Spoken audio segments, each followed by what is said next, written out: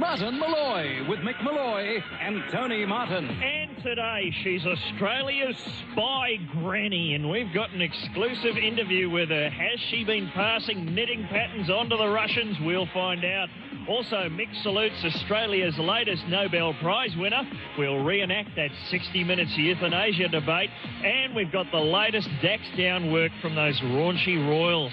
On Radio Gladiators, we're looking for fun, and more fun. We'll once again stir that big pot of shite. And on board for some loose talk today, it's comedian Matt Parkinson. Yes, it's all coming up on the program, which has been utterly rejected by the Prime Minister, Martin Molloy. On the cream here at Martin Molloy. Good afternoon, Australia. Guess who's here today? It's me, Tony Martin, and this bloke here, yes, he's back. A man who, it was revealed today, has been selling jokes to the Russians, Mick Molloy. And there's plenty more where those others came from, T. Martin. Passing on sensitive comedy material. Now, how are you, Mickey? Are you back to strength? I'm feeling better, and I must thank Paul Hester for sitting in for me yesterday. Did a champion job, and I've struck a deal with him. Next time he's sick, I'm going to fill in as stick man for the crowdies. Oh, yes. Yeah, no, it's the least I can do. For that one-off rumoured farewell gig. It could be you. OK, well, Mickey, I think we'll start you off with something not too taxing. Okay. Let's have a bit of a visit to your Celebrity Corner. Yeah, thank you one and all, and welcome once again to Mick's Celebrity Corner. Big hand for Peter Gracie Jr. on the piano. Very nice work. All right, let's get down to business. Well, all the talk today is of the Sydney spy granny, the 72-year-old grandmother accused of passing Australian government secrets onto the Soviets. The spy granny now lives the quiet life in an outer Sydney suburb. We've got her on the line now. Mrs. X, can you hear me? Yes, this is Mrs. X speaking. Can you hurry it up? I'm running late for bowls. Bowls? Is that a code name for some kind of undercover activity? No, it's completely innocent. Every Tuesday afternoon, myself and a nest of former Soviet moles get together down at the local club and over a few cups of tea and iced vovos secretly plot the downfall of Western civilization. Unless it's a bit blowy out, then we just sit round waiting for blue healers. Right, OK. Oh, hang on 2 shakes, will you? Somebody on the other line. Hello? Yes, speaking. I'll just have a look-see. Sorry about this. It's Alexander Liebed calling from the Kremlin. Right. Yes, it looks to me like they've taken those bins in. OK, hooroo, sorry about that. So you're still active then? Oh, yes, I still find time to pop down to the Department of Defence every Thursday for espionage and scones. But what about hold your horses for a second, will you? Elsie, could you check the false bottom in my shopping jeep? Yes, I think I left that newspaper clipping about baby John Burgess's secret pilots at Channel 9. Someone from the Russian consulate's coming round to collect at the Savo. Sorry, the Russians are interested in what baby John's up to? Yes, he's been working for them for years. Haven't you heard of Burgess and McLeod? Right. Now, what about this allegation in today's paper that you were recently seen by ASIO having lunch with a mysterious man in a green hat? Yes, that was Sterlo from the Footy Show, dressed as Robin of Locksley. Hang on, most of your work seems to centre around Channel 9. Well, that's the only safe place for most of us operatives to congregate these days. Where? The studio audience of the midday show. It's a hotbed of infiltrators, exchanging sensitive information during the ad breaks on the back of old Women's Weekly recipe cards. I see. Well, we've run out of time, Mrs. X, so thanks hold on a second, will you? Somebody else on the blower. Hello? Oh, hello, Mr. Zhirinovsky. How are you? Did you get that cardie? Yeah, beaut. Yes, listen, I'll have those secret photographs of the new patio extension at number 26 in the first post tomorrow. Yes, they're still down at the chemist's. I'll get them when I collect my replacement microfilm. new from Phil Collins, Dance into the Light. There's new Phil Collins music on the way, isn't there, Gracie? Oh, they'll be cracking the champagne talks and radio stations round the world. These next few months are just going to write themselves if you're a music programmer, aren't they? I'm not coming in today. Is the new Phil Collins? Fine. Okay, I'll be at home. All right. Okay, this is Martin Molloy. How was that spy granny? She was a card. Yeah, she went a long way round for that Burgess and McLean joke, didn't she? Yep, but she got there. She's getting on, so, you got to expect She's that. all right. The Murdoch papers don't know what to do with this spy granny story, because they've got a story where, theoretically, the granny is the bad guy. They're not used to that. Right. Usually it's the granny who's in the little oval-shaped photograph. Yeah.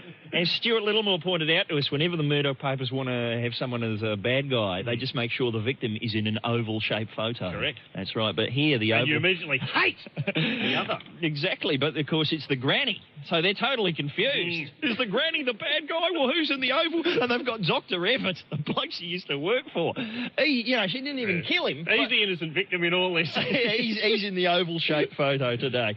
All right, well, enough spy granny talk, because, if we're going after spy grannies, they're going to have to arrest half the people in my street. There's so much nature strip espionage going on down my way. But, Mickey, what are you on about today? Tone, Australian scientist Peter Doherty last night won the prestigious Nobel Prize for Medicine. And did you see the presentation? I didn't. He was wearing the same outfit Dave Grady wore at the Arias. He's quite a card. He's a wacky funster. Anyway, Professor Doherty is the 7th Australian to win a prize at the 95-year-old International Nobel Awards, and the first since 1975. Who would that have been? Sherbet? Oh, would it? Could have been. Did William Shakespeare ever get... I think he might have been nominated. He'd have a couple of Nobels on the dash. I think you might be right. Now, Tone, congrats to the professor. I'm sure he's done a lot of fine work in the area of, immune deficiencies in cells. Oh, something brainy. Come on! I mean, he's not exactly the inventor of the Barocca now, is he?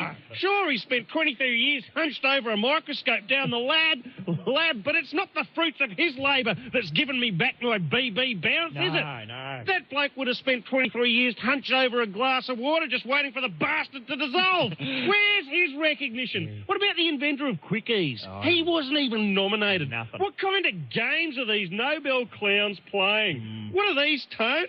What are these? Oh, you've got some fisherman's friends? Exactly. And you know what the bloke who knocked these suckers up got? What? Nary a mention.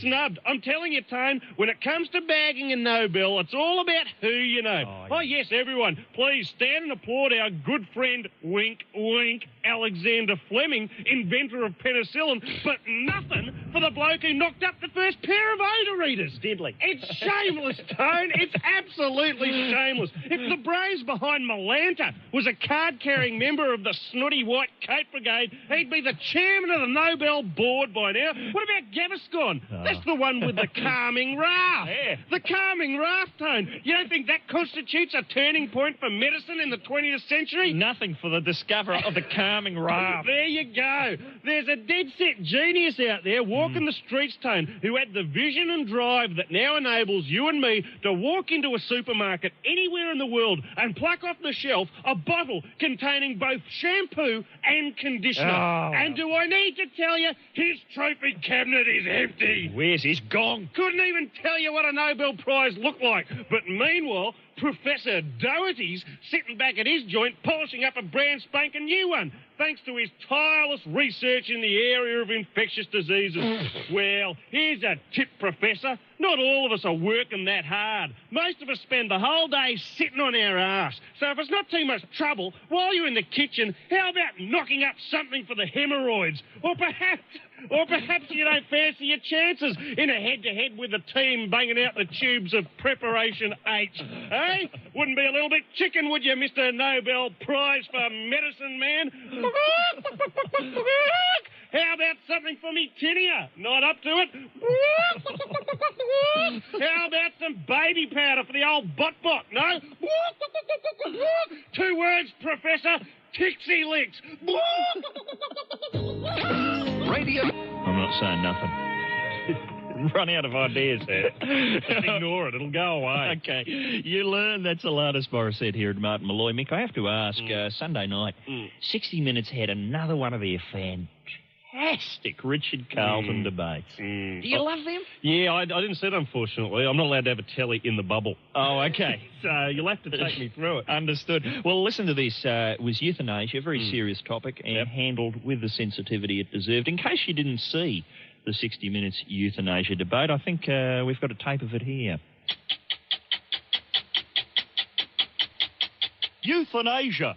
It's a complex issue with both moral and political, and both medical and religious, and both social dimensions.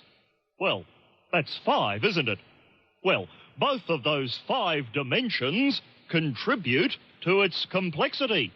Therefore, our challenge here tonight will be to generate as much simplistic hysteria in the studio audience as we can before the next ad break. But first, let's meet the inventor of the Northern Territory's so-called suicide machine, Dr. Graham Fuchs. Good evening, Richard. Could you show us how your instrument of death works? Certainly. The patient has this intravenous needle inserted into the arm, but before the lethal injection can proceed, he must answer a series of questions on this computer keyboard. Right. First, we've got, are you sure you want to continue with this fatal procedure? That's so they know what they're getting into. Next, we've got, have you put the cat out? Yes, there's been a few incidents. Then why not inquire about our fixed-term home loans? Oh, sorry, that was supposed to have been removed. Are you certain you understand? If you proceed to the next level, you will die. That's the final checkpoint, and all you do now is press this button. Welcome to the final level, mortal. Prepare to meet your maker. Sorry, the people from Nintendo have been supplying much of the software. Thank you, Doctor. Now let's turn to the audience and see if we can generate some emotive sound bites for the promo. Father Meredith, you represent the Catholic Church. Let me suggest for a moment that I'm terminally ill. I want to die. Why won't you and your religion get out of my way? Oh, I think in your case we could make an exception, Richard. I see. But what about the moral implications? Oh, bugger them. Hook yourself up. Off you shoot. Dr. McDermott, you represent the AMA. You're opposed to this, aren't you? Well, generally speaking, yes, but I have to side with the church on this one. Go for your life. What about the right to lifers? We'll help if you want. Yes, let's get it over and done with now. Dr. Fuchs, returning to you. Surely, for me to carry out this procedure, I'd require the signatures of 3 licensed medical practitioners. Yes, but I'll just sign the form 3 times if you like. I don't think we'll have too much trouble. Sure, fine. Have I pointed out that this is a hypothetical situation? I don't really want to die. It's just for the purposes of this debate. Ow! Well, now we're seeing something we can use. Ow! And, we'll be back with my death by lethal injection after this break.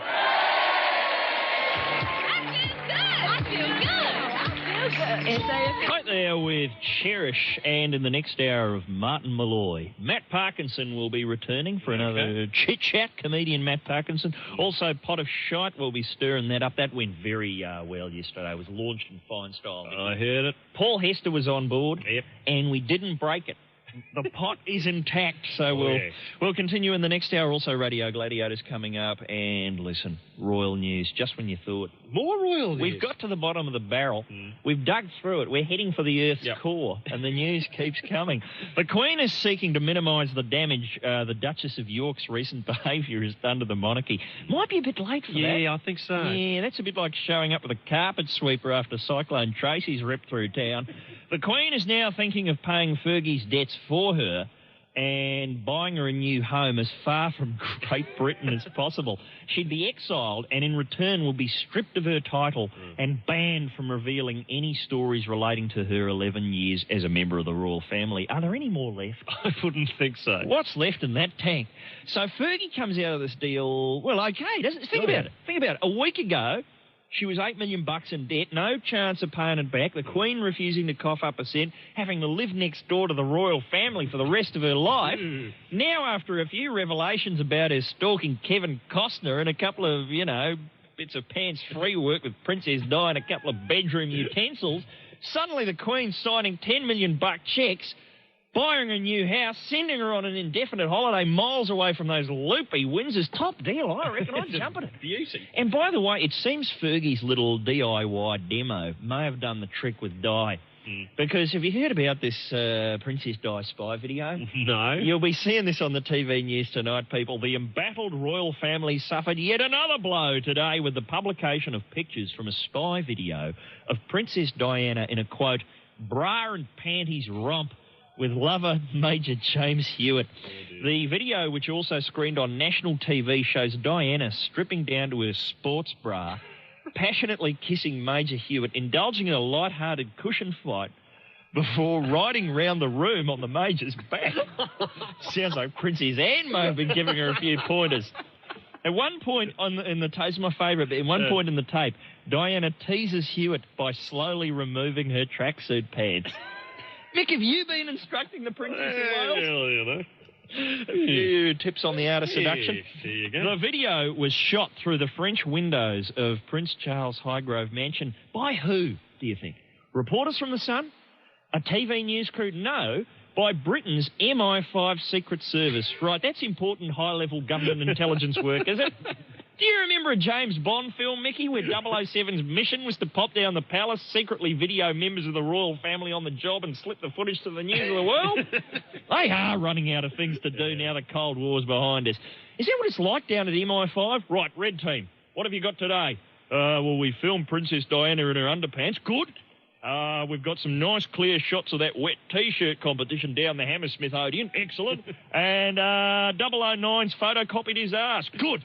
Get it down to the Sun now. See if we can get it in the late edition. Then report back here for reassignment. Remember, you're serving your country proud. This is Martin Molloy. With a bit of harmless fun, that's all it is. Brought to you by Coca-Cola, the ultimate summer refreshment. This is Martin Molloy, where it's time for a very responsible edition of Radio Gladiators, your chance to represent your state and win fame, glory, and fabulous prizes. Here's today's challenge. Mickey, what's wrong with the young people of today? I ask myself that question every day, Tony Martin. What are they doing? I don't know. Have you I opened, don't know. Have you opened your newspaper? Drugs. Train surfing. Yep. Rock and roll music. Why don't you just grow up, people? It's time, you know. You have to step ahead. You have to make a man of yourself someday. It's a very serious old business. There's a lot of very dangerous drugs out and about. Yep. There's a lot of train surfing going on, which has led to a lot of serious injuries. And people are coming up with alternatives. They're saying, why do we have to have this? Surely we can think of forms of entertainment without recourse to hallucinogens and public transport. All right, well, such as? So, well, What are they're they coming up with? suggesting, okay, in regards to train surfing, dangerous old business, why not focus that energy on such activities as paragliding or rock climbing? Sure. Paragliding or rock climbing. These things cost money. Yeah, well, that's true. There you go. That's one factor. So we're saying today, quite seriously, let's come up with some fun things to do that cost you nothing. Things that if they're a top idea, the young people will be able to grab by the scruff of the neck and get into without recourse to jazz cigarettes and satanic ditties. Correct. We're coming up with practical ways to have fun on next to no cash. Yeah, okay, that works. Any ideas? All right, well, look, a lot of people like to go to the cinema. Oh, All right, yeah. but again, that costs money. Sure. So, people instead will go and ride a train or do something instead. So, Yeah. But here's what I do. Right. Instead of going to the cinema when I don't have money, I get my girlfriend and we go down to court.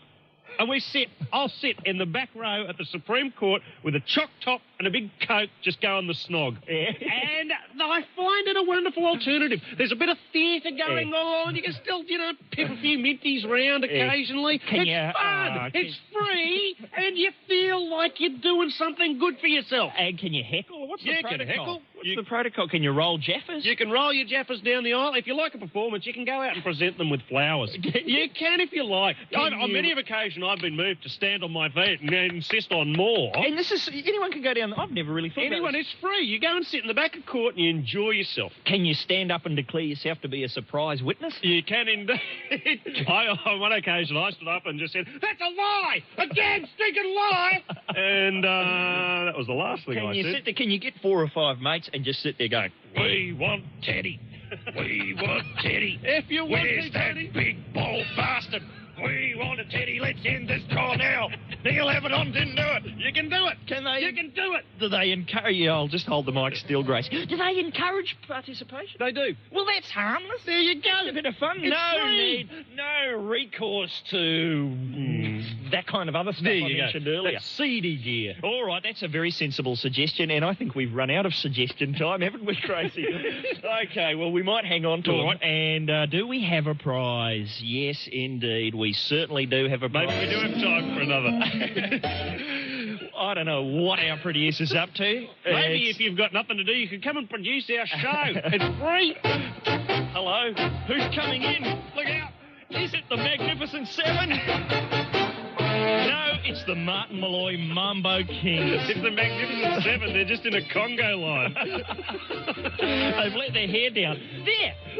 Form your own Congo line. That's fun. There's something for the kids. You can't get killed in a Congo line. Do it at pedestrian crossings. All right. You hit the button. Get everyone else who's waiting across the road. Form a Congo line. Just turn up a bit of this music. Now we're having fun. Now we're having free, low-cost, low-maintenance, no-injuries fun. And we do have a prize. It's a couple of top vids. We've got the new Blackadder Christmas Carol, and we've got The Wrong Trousers, which might have been my choice for Movie of the Year a couple of years back. That can be fun too. The Wrong Put Trousers. on the wrong trousers. I put do on- it all the time. Don't put on the video, just put on the wrong trousers. There's fun, kiddies. And you'll be going into the draw for a trip for 2. No, a trip for 4, including yourself, to the Galliano Sambuca Singles Party at Club Mednumea. Does that sound like fun? Well, it sounds like a load of fun. Sounds like too much fun. That is too much fun. How would you like a bite of that prize pie? Call us with your fun thing to do that costs you nothing. 1800 657 657. I've forgotten on the... Thanks very much, Clappers with Layla Unplugged here at Martin Molloy. It's Radio Gladiators. Today, we're here to help. We've got our sensible hats on. There's too much designer drug action, too much train surfing action out there on the streets. We're saying, what else can the kiddies do that costs them nothing and harms nobody? Correct. We're looking for low-cost, fun ideas. Have we got any, Mickey? I think so. Christine can probably help us out. Is that right, Christine? Yeah, I think so. All right. What are you sitting on there? It's pretty much free, but loads of fun. Well, I think you should be able to swing around the backyard on the clothesline. Of course. Now, that doesn't cost you anything, and that's hours of enjoyment. That's And good, you can clean do some fun. music. You can do what? anything. You can have a bit of music going. Yeah. Set up your own Luna Park. Yeah, bop right out. We used to do that. There was a big Tongan bloke lived next door. He'd lean over the fence, go, lean to the right. Lean to the right. Don't abuse it. Don't spoil it for everybody. Good fun. Okay, that's plenty of fun. What about Glenn? He's got a suggestion. What is it, Glenn? Yeah, we've got car snooker. Car snooker. How do you play that? You just got to sit by the side of the road Yep. with all of your mates, and you wait for a red car to go past. And then you count up all the colours, like a black car's worth 7 and a blue's worth 5. And then you got to go back to your red and then go up again. Your blues, your blacks, the whole deal. Yeah, you make up the rules as you go along, but it never ends because cars are always going past. And if you lose, do you have to run across the road with your pants around your ankles? You can incorporate that. You could have pub rules for the car snooker. Very nice. I'm sure that's a solid bit of theory there. I'm playing it out the window right now. All right. How you doing? Oh, it's a bit of a traffic jam right now, but we'll get there soon. And it's the Datsun 120Y. Okay, enough of that. What about Brett? Have you got an idea for us, Brett? I have. What is it? Is it fun? It's fun. It's a good answer to illicit drugs and train surfing. Yes. What is it? Standing up and spinning around in circles with your eyes closed. Oh, yes. Really? Just spinning around and getting totally off your nut. Correct me if I'm wrong, but isn't it called a dizzy wizzy? It is. It is. Dizzy wizzy? Have you been to one of those dizzy wizzy warehouse parties, Mickey? Oh, there's things that go on. Wow, I get so disorientated. Oh, I know.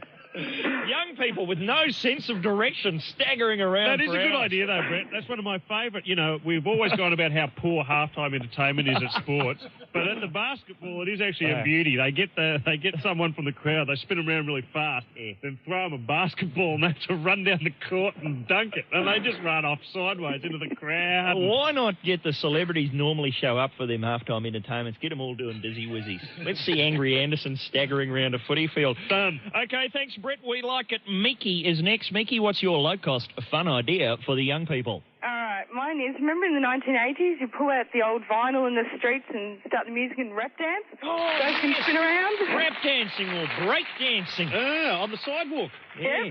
That would be just pretty much like a dizzy wizzy. Except you're on the ground. And have you got the equipment? Have you still got your breakdancing gear, Mickey? Oh, no, I had to get rid of it. You'd have to go. Where would you? You'd have to go to an antique shop or a museum to find. Indeed, you would. Probably, yeah. To muster up an electric boogaloo. Okay, very nice, Mickey. I suppose it could work. Mm-hmm. And now we've got Adam. Adam, what's your idea? Oh, I reckon you scare the crap out of old people. Oh, hey, man. Oh, look, that's not a very good example at all. No, it's fun. You just ride really close to them on the footpath and then just scream at them. You'll try that one day and you'll get the spy granny. Yeah. And then you'll get more than you bargained for, buddy. You watch out. The spy granny is out there. She's all over. She might have one of them brown sort of vinyl with wheels shopping jeeps, but it's got a missile launcher in it as far as I can tell. It can drop a smoke screen and then just get out of there. A shopping jeep that Q ran up for her in the back shed. You watch out for the spy granny before you go scaring them old people at random, Adam. Have we got Miro? Is it Miro? Yeah. What's your idea? Me and my friend, we make up little secret languages. Oh, do you really? Secret languages? Such as? Pardon? Such as? Such as, well, have you heard of Pig Latin? Yes. Yeah, well, you take the first letter off the front and off the word, and then if the word then begins with a vowel, you put AY at the end. Oh, yes. I'm leaning towards dizzy wizzy at this stage, but can you give us an example anyway? Oh my God. Etgay is get, or one, away, and may is no way, man, or stuff like that. And we also sort of swap words around for other words like groople and canoodle and stuff like that. Well, thanks for calling, Miro, but one rise pay orfe uye. Awfully sorry about that, Miro. Nicely done, though. Make up your own language. Or, as I do, think of alternative pronunciations for the English language. There's a bit of fun. Here's how boring it gets around at my place. Take a word, think of an alternative pronunciation. Like, take the word ice cream. Ikekriam. Is that it? Ikekriam. And it makes you sound like Ricardo Montalban. There you go. Ikekriam. If it's chocolate ice cream, it's kohokolate ikekriam. You know, next time you invite me round, I won't be as quick to turn you down. That sounds like great fun. Imibiolonke. Ambulance. Okay. I can do this for hours, but I probably won't. I just remembered we're on national radio. So I'll just forget about the Senator case or sandwiches. Have we got Peter? Are you there, Peter? Yes, I am. We're getting real bored. You can probably tell. Have you got a fun idea for us? This is a good one. You late at night, you grab a camera off a flash off a camera, and stand by the side of the road and flash all these speeding cars. You're the Oh, you cheeky bugger. I hope that was you flashing us on the way home the other night. Yeah, the cabbies don't like it, but everyone else sort of... You know what? That sounds like fun to me. It's probably not the sort of behaviour we should be encouraging. It's fun, it's free, it's a safe alternative to those other more seedy forms of entertainment. Oh, exactly, and it makes people think. It's a lot of fun. It makes people think about what speed they're doing. There you go. And so it's a public service. Thanks, Peter. You're our winner. You've got the Blackadder video, you've got the wrong trousers, and you've gone into the draw for the trip to Club Med Noumea. Fantastic. Thanks for taking part, and we'll be back in the next hour with young Matthew Parkinson. This is Martin Molloy, brought to you by Coca-Cola, the ultimate summer refreshment. And in this hour, we'll plunge head first into that steaming pot of shite, we'll preview the Martin Molloy Charity Ball. And next up, we're on the blab, Peter Costello style, with Matt Parkinson, all thanks to Coca-Cola. It's the ultimate summer refreshment. Oh, well do I know. That's Collective Soul here at Martin Molloy. It's the second hour. Finally, it's the second hour. Hurrah! Let's rope somebody else in, shall we? This bloke here, he's been in before. You've probably seen him wearing a singlet being hit in the head on the telly as one half of the Empty Pockets. He's currently starring in a stage show in Melbourne called The X-Files Unplugged. Did Jeff Kennett personally take an interest in getting that for Melbourne, do you know, Mickey? I think he did. He wrangled it off a couple of other competing states. We'll find out. This bloke is an actor, he's a comedian, he's a writer, and he works for the opposition, but we don't worry about that sort of thing here. Let's bring in Matt Parkinson. Thank you. Thank you so much. Parko. Smashing to be here. Almost. Are you like us just sitting here? We've got the telly on up there. The news is it's an ad break at the moment. We're waiting for the Princess Di spy camera footage. Yeah, it's not since Kieran Perkins won that gold this year has Australia waited by the TV sets for a replay, but I'm waiting for the Australia's Funniest Home Videos replay with all the sound effects, you know. There she goes.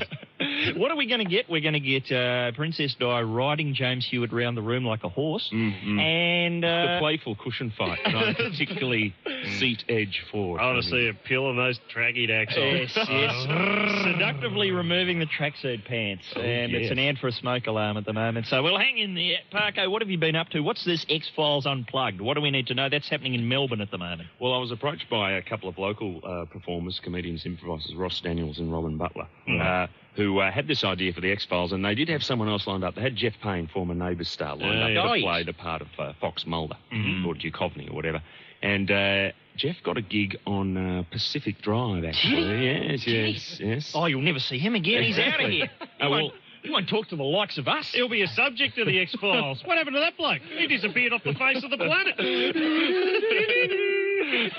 So I stepped in thinking, well, this is obviously the quick way to get a gig on Pacific Drive. Accept a role in the X-Files show. It's your springboard. And in spite of the fact that I'm about 2.5 foot too tall, people keep saying to me, oh, you really look like David Duchovny. And I can just see that vague odour of mendacity, that aura of, you're just being nice to me when they say. Are you working on a sexual addiction, Parker? Yeah, very, very heavily, but I have to conquer my twisties addiction first before I can have room for the sexual addiction. Now, what kind of work have you done in preparation for the role? Well, the thing people say most often to Mulder is, Mulder, get some sleep. So I've been working a lot on being a little bit drowsy and a little bit half asleep, staying up way too late the night before. You've been working on this character for about 10 years now, Parker, as far as I can tell. Long, And what sort of response is it getting? Do you get X-Files fans coming in, that kind of thing? Yeah, well, I do a little setup thing at the beginning of the show where I go out and just to warm people up to the idea of chucking in suggestions when they're asked for, as we do during the show, we'll go, what do I do for a living or whatever. Right. So at the beginning, I come out, introduce myself and say, as you may know, as a young boy, I suffered a disturbing incident. How old was I? And people will throw an age at me. And what relative was it that disappeared? And what board game were we playing at the time? Now, if you're a real X-Files head, you know that he was 13 and it was his sister and they were playing Stratego. Oh, okay. So what we can just judge straight away within the first minute of the show how dweeby our audience is. And the other night, there was actually a little table of X-Files heads and I picked one of them out and said, can you tell me what board game they were playing? And 5 people leaned over and went, Stratego, and she sort of sat up straight, very proud, and said, Monopoly. Because I had said, you're free to say anything that comes into your head. It could be Hungry Hippos. Exactly. I'd be happy with hands down. No objections there. And tell me, do people come along is it like Rocky Horror? Do people come dressed as their favourite, X-Files character? Has someone turned up as that stretchy, liver-eating arm black thingy? Well, we've only been running 2 weeks, but hopefully if we get that sort of Blues Brothers Rocky Horror thing happening and we're still here, I'll be back in 5 years' time going, oh, yes, it's going very well. And do you have someone doing the smoking? But can you smoke in the theatre? Oh, you're allowed to smoke. You're allowed to smoke you're allowed to smoke at La Joke upstairs at the last laugh. That's where it's on. In fact, one of the recurring characters we have is Cigarette Smoking Man, and we also have another favourite character, the wise old Navajo father. Oh, yeah. And one of the interesting props in that is a fake jazz cigarette, which is, for some reason, my job to roll every night. And we're using parsley, dried parsley. I should hope so. And you would be amazed how quickly people get into the idea of audience participation when that thing comes out all fired up and Navajo father's having a go on the peace joint. People passing it around like the Olympic torch. Give me a go of that. Is parsley legal? Have they legalised parsley here in Australia? I don't know. I don't know. Someone was caught at the airport the other day with about 2 pounds of parsley gaffer taped to their chest. That was a sad sight. It was Jeff Jans. All right, look, that's going nowhere. Just go with us, Parker. What about the X-Files? Are you a fan? I mean, do you have to be a fan of the X-Files to take the piss out of it, do you feel? Oh, no, but it is... I'm not a fan, but I would say it's one of the more watchable shows on TV, and it's... I think when you're going to send something up, it makes sense to pick something that's good in the first place. It's like, you know, if I said to you we had a show that's based on... it's got a really good send-up of Black Lace singing Agadoo in it. You'd go, I think we'll skip it, thanks, mate. Yeah, so we won't be seeing you doing I Do Unplugged. And no, the joke, for example. Tell you what, though, we might be doing Playful Cushion Fight. Oh, yes, please. I'll try and work that in this week. Book your tickets now. All right, we'll just get the tracksuit pants on for a bit of a break here. We'll have some music, and we'll be back with Matt Parkinson in just a moment. I'm Martin Molloy. Well, that's London Beat. We've come back. Here at Martin Molloy, have we missed the Princess Diana footage? No, I don't know. What's coming up? I saw... Oh, they're going to the sport. It's not going to be... Could be in sport. She does have the tracky decks on, Tone. All right. It could be covered in sport. It's Martin Molloy, by the way. Matt Parkinson's with us. Matt, you watch a bit of telly, don't you? Heaps. You're on a professional basis. Yeah. And haven't you got a real monster telly? Yeah, I've got the big sale of the century, you know, and I think it's 90-something centimetre. Matt, if you remember, I'm sure he's sick of people pointing it out. One big time on sale of the century. And I know you're sick of talking about that, Matt, but I must ask, did you work with Pete Smith on that occasion? I did. I had the pleasure of working with Pete. And Pete's a total professional. Yeah. You know, I refer to him as the hardest working man in Australian show business. And when I went back for a Champion of Champions, I got my little white ass. Did you? Why? What happened there? I don't know. Somebody who was actually good as opposed to being lucky. Carey. I'll bet you it was Carey. He always wins. Yeah, he did win that round, actually, Carey the Scary. Yes. But while I was there, Pete got me to do a bit of filling in with the audience wipe, because Pete's the man who keeps the audience cooking. Sure. Yeah, my word. It takes a lot of work, I think. It takes a hell of a comedy mind to satisfy, you know, everybody from the 4-year-old nephew to the 81-year-old grandma who've come in to support their play. You know what I mean? And Pete keeps them all entertained. The school parties, the hospital parties, the whole lot. And apparently they occasionally shout out things from this program, like he'll be at an important part of a gag, and some 6-year-old kid will yell, "Potty shy!" ruining the joke entirely. What have you been watching lately, Parker? Glued to my screen Sunday night for Malibu Shores. Did you catch that? Oh, what happened? No. Where were we? What were we doing? What is Malibu Shores? Malibu Shores is for the age group that's in between 90210 and Melrose Place. Oh, thank God that's been filled. So there's, you know, we're looking at fast cars. We're looking at teenagers having sex, and houses were being burnt down. So it was really just a boring Sunday afternoon in Perth, only with American accents. And this is the opening. Yeah, that was the first episode. It's like, here we go, we're going to burn down a house, and we'll start with two teenagers having sex. Super bitches? Mini bitches, I guess they are. Right. They're sort of on the, you know, they're serving their apprentice bitches. They are. Eating their stripes. And not a pimple to be seen in the whole show, which is always a nice. Is it going to kick on? Because a lot of these shows, they cut your models ink. Yeah, they come and go very quickly. They're not all Pacific Drive, are they? No, they don't all have the legs. They're not. None of the legs. They've still got another 150 hours of that in the can, apparently. Oh, yeah. They're stocking up for a rainy day. Yes, and the kiddies apparently coming. There's a lot of trouble with Pacific Drive being on where the kids can see it. I think it just shouldn't be on where anyone can see it at all. That's it. It's a danger to the community. Just take it. Bring those V-chips in now. Trey Devlin, the edgy, controversial talkback host. I don't know. I don't think Australia's ready for him. What else you been watching, Parko? Well, I watched Bathurst, of course, Sunday too, and that was exciting because there was a bit of a pace car drama. I don't know if you're into motorsport, but there was a bit of argument about the pace car coming out slowing people down. And I think that they should do away with the pace car being some big vehicle with flashing lights on it. And they should just make it just an ordinary two-door with an unmarried couple having a domestic. Because that's the same effect, you know. It's just a guy and a girl arguing about whether they're going to go to mum's place for dinner or go and see a movie, you know. Why don't you stop and ask for directions? You get exactly the same effect, a mile-long line of cars. And just Brocky. Nobody hits the Why horn don't they get like that car they have at the trots? You know, the one that's got the big barrier out the back and it just scoots around about 10 k's an hour. That'd be a hoot. Yeah. They could have some extra work. It's only working, one night a week as far as I can ascertain. Why not get Gay Waterhouse involved? There you go. The queen of the racetrack. Yeah. And what's happened to the bloke that won? He's gone into hiding. The new king of the mountain. Where is he? Have you seen him? He's a 22-year-old edgy young chap. He's enigmatic. Who knows where he is? In a He's car probably somewhere. stuck at a bus stop somewhere, you know, wishing he had his driver's licence. Exactly. Here's something else we were watching on telly the other night. You might have seen this yourself. It's a movie. I forget the name of the movie. Starring your old partner in crime. Oh, yes. Day of the Panther you're talking about. Day of the Panther with Matthew Quarterman playing a cop. Have you seen that before? Yes, I have had the pleasure of seeing it before. But, of course, as soon as I saw it, I was on the phone to Maddie. Maddie, you're on me. And Maddie was, well, appalled would be perhaps putting a bit too strongly. It's not a good sign when you're in a big screen feature film and the opening credits start and your name's spelt wrong. It's like Matthew, it's just with one T. Did he know that? Well, all right. So those people had never read a Bible. So, you know, they're not qualified to make a film. It was high-class, you know, martial arts in Perth. You know, martial arts. That's a magic combination. A feature film shot in Perth featuring plenty of martial arts. You know it's going to be quality. And who was the hero? Jason Blade. And who was the bad guy? Oh, the bad guy was going off. He was enjoying himself. He swatted around in the bathrobe and the aviators, and, as virtually about as evil and creepy as anyone in a dressing gown can get. You'll never kick heads in Perth again, Blade. There was lots of talk like that. And I understand there's a sequel somewhere.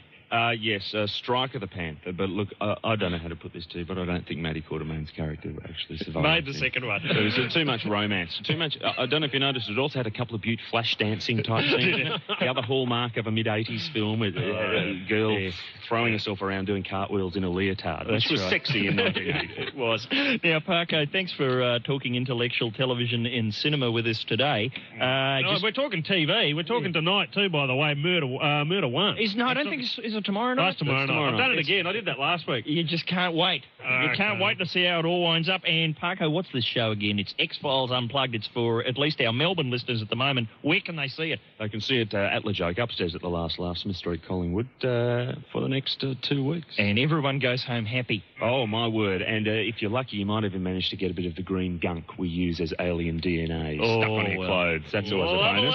Yes, please. Thanks for talking to us, Matt Parkinson, here at Martin Molloy. It's on fire. That's John Farnham here at Martin Molloy. Mickey, you were away yesterday. Yes. But Paul Hester and myself did take the opportunity to relaunch something. And, here, let Pete Smith explain. It's time for radio's premier talent quest, Pot of Shite. Could you be the next Frankie J. Holden, the next Debbie Newsom, the next Grant Dodwell, Teen Queens, or Sam C. and the Feelers? Even if you're merely the current Sam C. and the Feelers, give us a call and let us lead you to the Pot of Shite at the end of the rainbow. What are you going to do for us talent-wise? I play a little trick with a compressed air gun and play a bit of a tune. Okay, take it away, Mark. Here we go.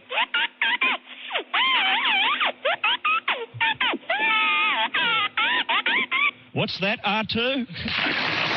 Every winner on Pot of Shite takes home a 3-pack of CDs thanks to Warner Music and goes into the draw to win a Ford Festiva Trio valued at more than $17,000. Ford Festiva, the escape hatch. Fun to drive and easy on the wallet. All thanks to the Ford Australian Open. Okay, lads, stir that pot. Be glad to, Pete Smith. It's all coming back to me now. Yes, indeed. We played Pot of Shite earlier in the year. We're doing it all over again. It was an interesting program yesterday without you here, Mickey. Yeah. Molly Meldrum obviously thought, well, one of them's not there. The defences are weak. I'll see if I can get through. And he called up. He did. And I'll be buggered if I could work out what he was on about. He was talking in tongues. He was trying one of those languages our gladiator caller was talking about earlier today. He kept saying, why aren't you mentioning Peter Andre? As if it was some glaring oversight. I know. Maybe he's trying to rub it in or something, because he's involved with Peter Andre and his newfound success, isn't he? Is he helping him get a role in a movie with Tom Cruise? No offence, but has Peter Andre done any acting before? Molly's in the paper today saying, he's just signing up to do a film with Tom Cruise. Right, starring opposite him, is he? Yeah, I think so. The romantic interest of Tom Cruise in the forthcoming Tom Cruise film.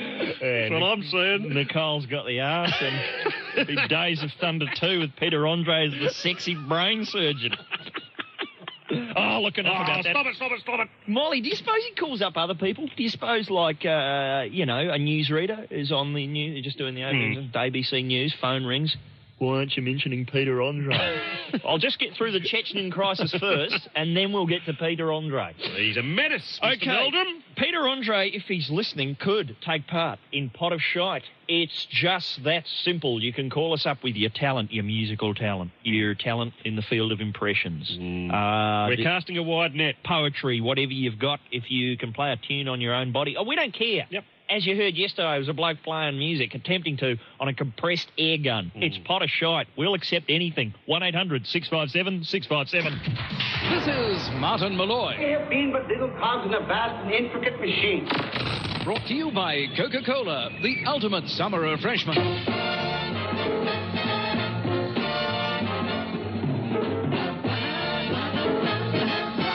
You join us here at Martin Molloy with Pot of Shite. Already in progress. It's pure, raw, untreated Australian talent on the line, ready to perform. Who's first, Mickey? It's a young chap named Michael. How are you, Michael? I'm pretty good. There you go. And which part of the country are you calling us from, Michael? I'm calling from Sydney. From Sydney? Yes. And what particular act have you been honing for today's Pot of Shite? Oh, I haven't got an act. It's actually my dad. He can do a good Donald Duck. Your dad? Yes, I'll get him on line for you. Okay. Right. Here he comes. Here comes Michael. He must be kind of Colonel Tom Parker. His name's Barry. Dad. Okay, Barry. Hello. Hello, Barry. How are you? Tremendous. There you go. And Having a lovely quiet evening, and my son said, Dad, I want you to do Trot the Duck out. But, and you know what? He said you're on a pot of shite or something. And here we are. He's not wrong, Barry. Why don't you take the duck for a walk on Pot of Shite? All right.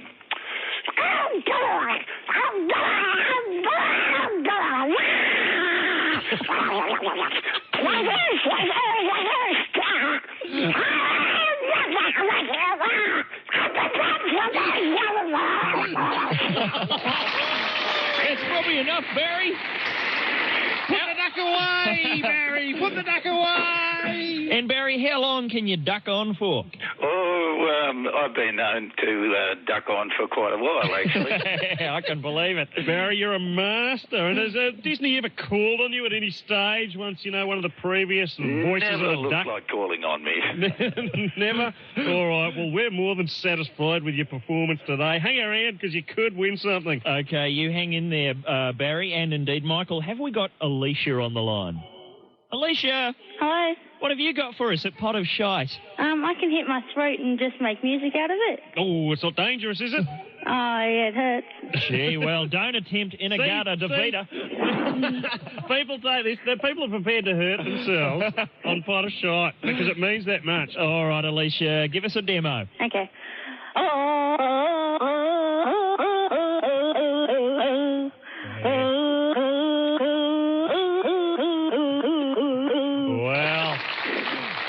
And that's got that Barry thinking twice. I'd like to hear them in some kind of macabre duet. And what do you call that piece, Alicia? Oh, no, just made it up. Yeah, very nice try. And what are you hitting yourself in the throat with?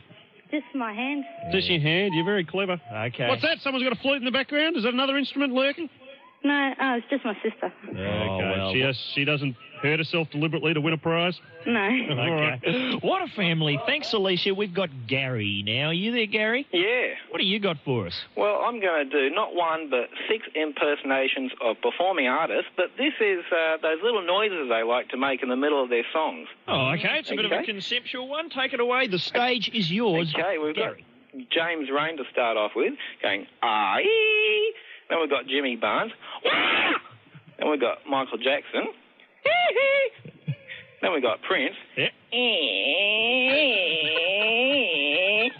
Then we've got 4 Non-Blondes. Ooh, ooh. And then finally, Frankie Goes to Hollywood. Oh, very nice. And that says it all. And just give us Prince again. I'm just moving my arm up and down in the studio trying to amuse other people. It doesn't really work on radio. It doesn't at all, but I like it a lot. Wow, he obviously spends a fair bit of time listening to the radio. Is he our winner, though, Mickey? No, I don't he's know. not. Who is? We're going back to Barry because he does the best duck in the world. Sorry, Gary. Sorry, Alicia. We're giving it to Barry. Best duck in the world. You there, Barry? Yes, I sure am. That was worth getting up out of the couch for, wasn't it? It was, too. Do you know what you've won? You fellas have got a leaning towards ducks. Yeah, Yeah. Oh, We've always had a soft spot for a good duck. Good. And it's got you a 3-pack of CDs. Sounds colossal. It is. It's colossal as. And you've gone into the draw for a Ford Festiva Trio. That's a $17,000 vehicle. My word. And it's courtesy of the Ford Australian Open. We're drawing it in about 6 weeks' time. So you be ready with a duck acceptance speech just in case 6 weeks from now, okay? I think that might constitute bad language in the duck world. Thanks very much, Barry, and thank Michael for us too. We'll be back with another pot of shite tomorrow on Martin Molloy. Ah, yes, actual rock music. That's the Georgia Satellites with Hippie Hippie Shake here on the program that invites its listeners to trot out the duck, Martin Molloy. We here at Martin Molloy are proud to announce that on October the 12th, we will be holding the Martin Molloy Charity Ball to be attended by the Princess of Wales. This gala occasion will be the social event of the year, and at $2,000 a plate, we're hoping to raise enough money to pay Turkish prison officials the cash they want to get our good friend Chowie out of the big house. Should there be any folding left over, well, we've got our eye on a really cool dune buggy. Dinner will commence at 8 p.m. when the star-studded array of guests will be bibbed up and encouraged to go the knuckle on the biggest plate of tacos you'll ever clap the peepers on. And for those who've acquired the taste, we may be able to organise the odd fish finger or two.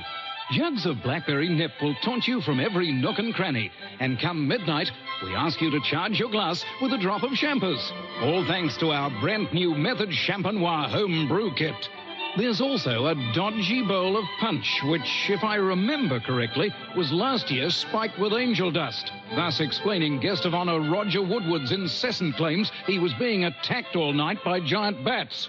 Princess Diana will officially open the ball and kick off proceedings, as tradition demands, by smashing a bottle of champagne across Molly Meldrum's head before completing her duties with a quick spin on the mechanical bull. Then, as always, our guest of honour will be shunted to the front of the dwarf throwing queue, where she will entertain the assembled crowd by hurling the hairy little tackers round with gay abandon. She will then be escorted from the premises by a few of our mates and tied with gaffer tape to the nearest boom gate. Tickets are now on sale and must be presented at the door, unless you want a punch in the head from our doorman Ralphie. Gentlemen must wear jacket and tie, with pants optional. For the ladies, it's strictly acid wash. So if you want to be part of this lucrative money-making venture, reserve your seat now for the Martin Molloy Charity Ball. This will be the glamour event on the social calendar. Or my name's not Michael Flatley, Lord of the Dance. Lay your love on me. Pretty much drawing proceedings to a close here at Martin Molloy. Just going through the crumbs before we sign off. What's the story with the Princess Di footage? I know we've been talking about it on the show. Where can people see it? Well, apparently, Tone, I'm reading this hot off the press. Apparently, 7 Network has got exclusive Australian television rights, or they're claiming. That's a big coup for them, isn't it? Oh, yes. And I'll be screening it at the 6 o'clock news tonight, so tune in and get a load of what allegedly is the princess going the pillow fight with James Hewitt. Riding him about like a horse and seductively removing a pair of tracksuit pants.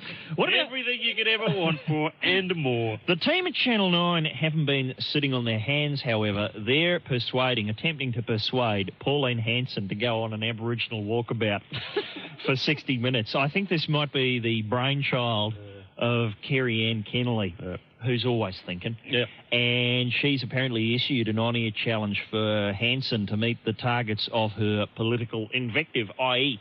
Aboriginals. And you know what? If Pauline doesn't want to meet Aboriginal people on 60 Minutes, they could just get Richard Carlton to hypothetically be one. Did you see him on that debate?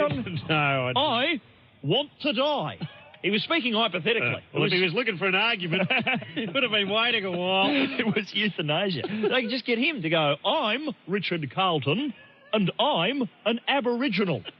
Just get him to do it. I love it when he's hypothetical. Oh, dear. He could be anything hypothetically. Every week, Richard Carlton should come out and make another announcement. I'm Richard Carlton, and I'm the creator of the Smurfs. Just say anything. I'm Richard Carlton, and I'm the world's largest pumpkin. I'm Richard Carlton, and I like wearing kilts. Just say anything. You can just have fun with that till the cows come home. All right, what about anything else? I know Peter Andre's still in the news. We were talking about Onders before. Peter Andre, there's another bit of snippet of information Peter Andre. I'm Richard Carlton, and I'm the Funky Junkie. See, it works for anything. But listen to this. Peter Andre could be accepting one of the world's most lucrative modelling contracts, and we're talking Calvin Klein. Yes, well, Calvin Klein's the big American dude. He's always in trouble with controversial advertising. Oh, he's a big derps man. He's a big derps man, and there's a lot of other people, I think, that Mark Wahlberg and a few others have done it. But I'm thinking, this Klein, there's something wrong. First Kate Moss, now Peter Andre. This Klein bloke, he just can't get enough of using chicks with no tits. You know what I mean? You'd think he would have tired. But where do you go after Kate Moss? Bingo, pulled it out of the fire.